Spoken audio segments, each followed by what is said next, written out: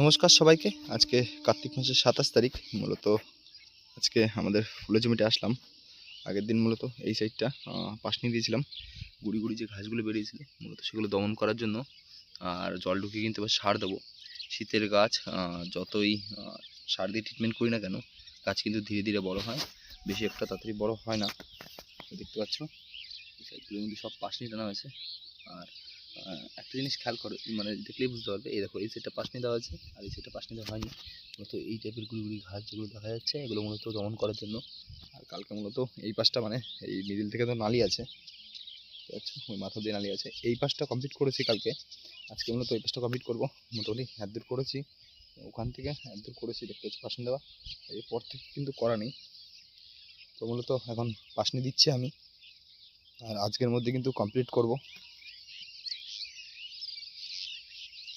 আর এই সাইডটা সেই মানে চারা লাগানো ছিল না, পরে মাটি দিয়ে চারা লাগিয়েছি, এই জন্য সেটা একটু সাদা সাদা, কিন্তু এখানেও কিন্তু ঘাস আছে। আর মূলত এই জিলের কারণে কিন্তু দেখো এই গাছগুলো কিন্তু শুকিয়ে শুকিয়ে একদম মরে গেছে, আর যেগুলো গুড়ি গুড়ি ছিল সেগুলো একদম শুকিয়ে মরেই গেছে, ওগুলো আর দেখা যাচ্ছে না। তো এই টাইপের গাছগুলো মানে এই জিলের কাজ হয়েছে, এটা বোঝা যাচ্ছে, দেখো একদম পচে গেছে। তো চলো পাশটা দিয়ে নিই, তারপরে মূলত তোমাদের দেখাচ্ছি। আজকে মূলত সারাদিন ধরে এই কাজটা উদ্ধার করলাম। কাজ মূলত পুরোপুরি সবই হয়ে গেছে, মানে হেবি সুন্দর লাগছে, মানে সবুজ সবুজ সবুজ। এগুলো কিন্তু সব চারা। আর মূলত কালকে জল দেবো, জল দিয়ে কিন্তু সার দিয়ে দেবো বিকেলের দিকে, সকালবেলার দিকে জল দেবো, বিকেলে সার দিয়ে দেবো। আর এই যে এখন এই বেলাটা রোদ্দুর খাক, মাটিটা একটু টান টান হয়ে গেছে, কালকে জল দিয়ে দেবো, সমস্যা হবে না। এখন আমরা আমাদের শুটি জমিতে চলে আসলাম। আর এই দেখতে পাচ্ছ শুটি কিন্তু এই পরে যেহেতু এরকম হিলি করেও দুবার করে টানা হয়েছিল, তো সেই কারণে কিন্তু বীজগুলো সব ভেসে ভেসে আছে। এই যে দেখতে পাচ্ছ বীজগুলো কিন্তু কল হয়ে গেছে, আর ভিতরেগুলো তো টেপা হয়ে গেছে, আর এই যে সাইডে সাইডে রয়ে গেছে এগুলো মূলত ঢুকিয়ে দিচ্ছি। প্রায় বীজ কিন্তু দেখা যাচ্ছে, এই দেখতে পাচ্ছ নিচের দিকেও কিন্তু বেশ কিছু বীজ আছে। তো আজকে মূলত সারাদিনে আমরা কি কি করি সেই জিনিসগুলোই তোমাদের দেখাবো। তো এই বীজগুলো এই দেখো একটু ভালো করে দেখাই, এই যে অঙ্কুরিত হয়ে গেছে, দেখতে পাচ্ছ কি সুন্দর অঙ্কুরিত হয়ে গেছে।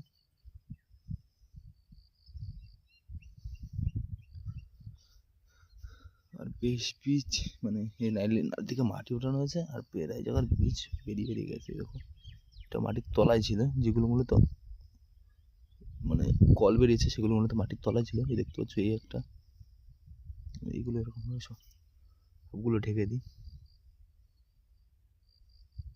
যতদূর পারি ততদূর কিন্তু করে নিই। নালিগুলো বেশ অনেকগুলো নালি আছে, মানে এই জমিতে 4টে আর ওই জমিতে 4টে, টোটাল 8টা নালি আছে। আর সবে এসে প্রথমে একটা নালি ধরলাম, এইটুকু করলাম, মূলত করে নিই, তারপর মূলত তোমাদের দেখাচ্ছি। আর এরপরে কিন্তু আলু তুলতে হবে, আজকে মূলত তোমাদের আলু তোলাটাও দেখাবো।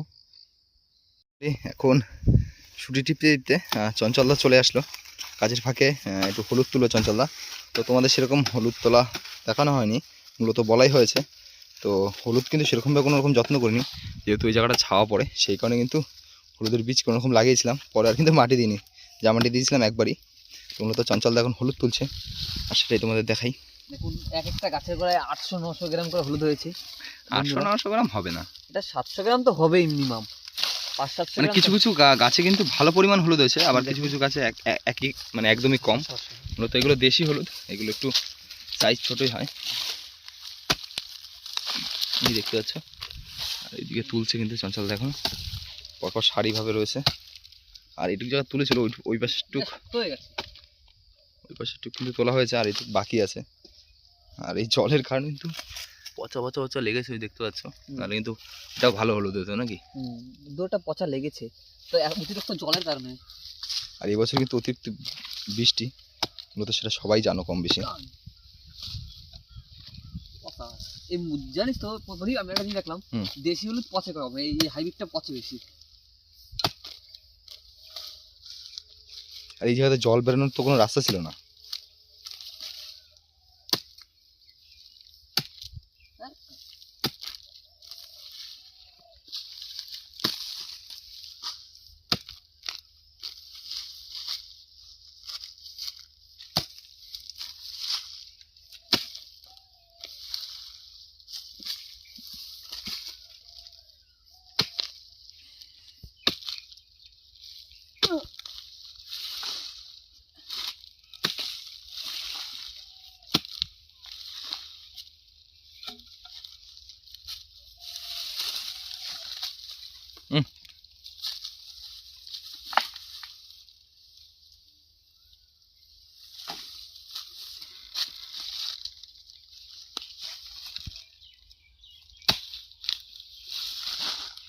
আর এই থাকটা কিন্তু মনে হচ্ছে ভালো পরিমাণ, মানে অনেকটা বড় এরিয়া নিয়ে হয়েছে হলুদটা।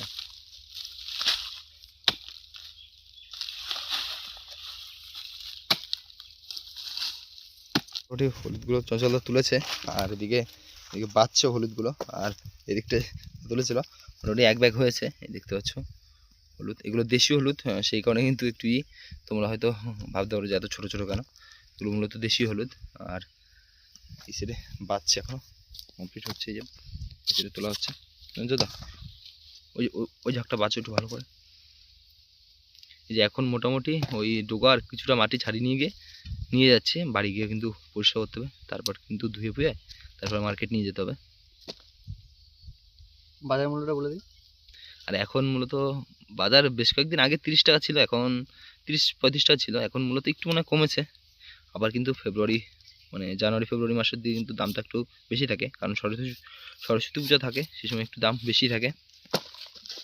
তো চলো এগুলো ব্যাগে ভরে নিই, মূলত এক ব্যাগ হয়ে গেছে, আর এক ব্যাগ করবো, তারপরে কিন্তু বাড়ির দিকে নিয়ে যাবো। আর এসে কিন্তু ওই পাশেটা না হোক, কিন্তু এই পাশের জমিটা কিন্তু নালিশ ছুটিগুলো কিন্তু টিপে ধুয়ে দিতে হবে, আর বিকালবেলা দেখি ওই পাশেটা পারি নাকি। তো চলো আরেক ব্যাগ ভরে নিই।